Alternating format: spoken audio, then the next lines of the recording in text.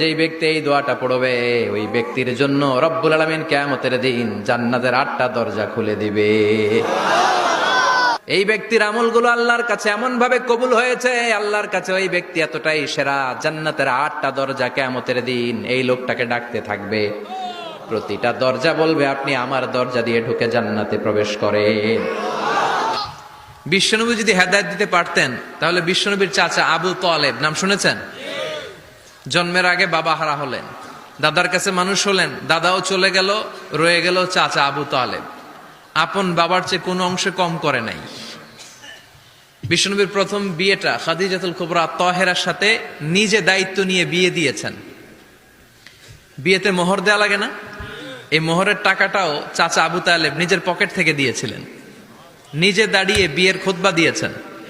আজীবন ছাতার মতো নিজের ভাতিজাকে আগলে রেখেছেন।